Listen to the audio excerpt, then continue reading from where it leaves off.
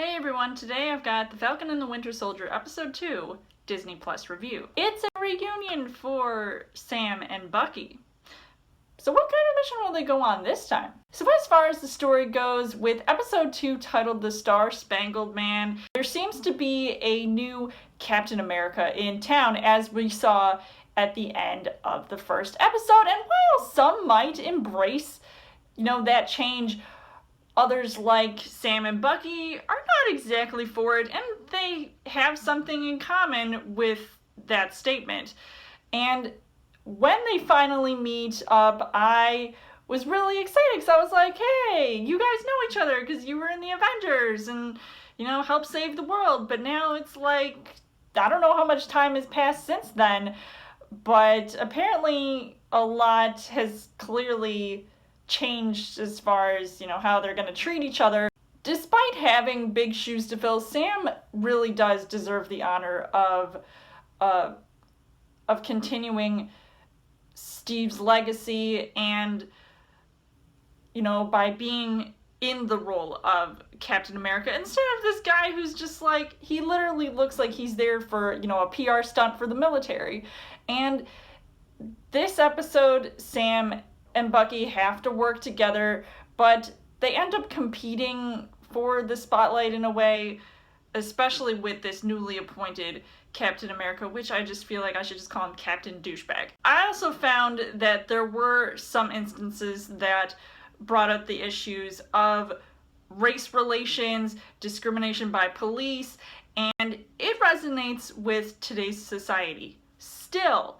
And I still think that's what makes this show so good, is that what they brought up in the first episode and now here, it just all seems to come full circle and really be grounded in reality. We can relate to it, we can always have discussions about it, and the way the show goes about addressing these issues I felt was very poignant and shocking as well. I mean, I was shocked that they went there. I felt like that was bold. That was very genius, but I think it really did work in this instance. So as far as the casting goes, Anthony Mackey, I still love as Sam. He has a lot of really good scenes in this movie, and actually there's something that happens later on in the episode where he meets this one guy that apparently he was around during the time of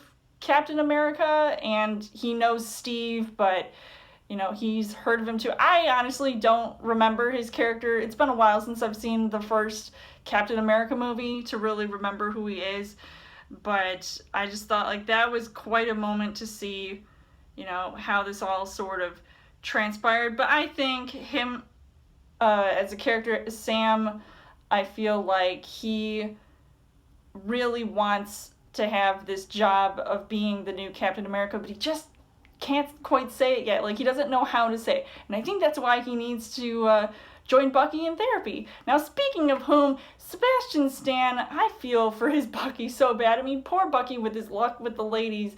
I just feel like every time he meets a chick, they either want to converse with him or kill him. He thought that just having a conversation with Sam was going to be difficult to get him to be Captain America. Try attempting to rescue someone only to have them kick his ass with superhuman strength.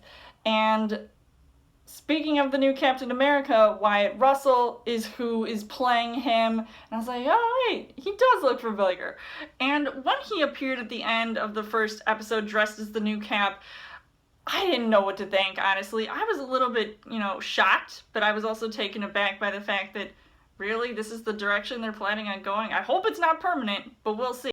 Now that I know, who is playing him and who his character actually is, it is a direct reference to the comics where his character of John Walker is one of the new incarnations of Captain America. And he acts kind of cocky, like I said, and I find it really annoying because that's not how I always pictured Steve to be. Then again, we saw Steve Rogers in so many Marvel movies that, I feel like comparing him to this guy, he just rubs me the wrong way. he definitely rubs Sam and Bucky the wrong way as well. And he also has a conversation with his military buddy, who's named Hoskins, who also appeared in the comics. Trust me, I had to look this up. And he plays the character of Battlestar, and I just think it's so cool that they're actually, bringing the comics and, sort of staying true with these people's origins.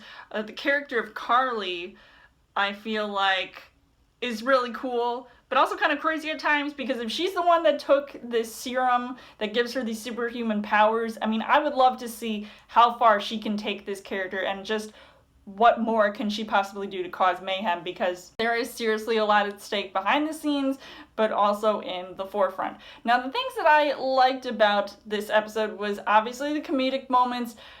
I felt fit perfect with the scenarios taking place, and it wasn't over the top or anything, and especially between Sam and Bucky, who had to learn to work together. Again, the action scenes alone, I felt like really were top-notch, because you have them jumping out of airplanes and then fighting during this vehicular chase. I mean, they're on these two trucks, and it felt very Mission Impossible meets Fast and the Furious, but in a good way. It truly was an action-packed episode. I mean, I was just really happy to see everything crazy that was going on, but I felt like the craziest moment was when Sam and Bucky fought alongside the new Captain America and Battlestar. I mean, like, where did these two come in, and how did they get there so fast? But I think the moment where we see Sam and Bucky really be vulnerable and yet open and honest was when they have a group therapy session with that therapist that Bucky ends up seeing, and they should really start to take things a little more seriously, because we don't need to be bothered with more of these type of scenes. I mean, honestly, I could really do without them. So finally, at the end of the episode, and we were all expecting to see Zemo show up at some point or another, but now he's stuck in a prison, and he's playing chess, no less. I mean, that's very Magneto. But not for long, because I definitely feel like he's going to either break out or somebody's going to break him out. So I can't wait to see where this goes in the next coming week. So overall, I would say that this definitely was a step up from the first episode. Not that I wasn't impressed with the first episode, but I definitely loved everything going on here. So I'm really glad to see that so many things happened in one episode, and there's just so many more things that I can't wait to see in the future. So I would highly recommend seeing this episode, this series in general, and I would give this 5 hearts on the heart rate scale. So let me know in the comments what you guys thought of the Falcon and the Winter Soldier episode 2. And as always, you guys can subscribe to my channel. I've got more movie reviews, movie updates, come back every week for a Child Thursday video. You guys can also like me on Facebook and follow me on Twitter, and I'll see you guys later.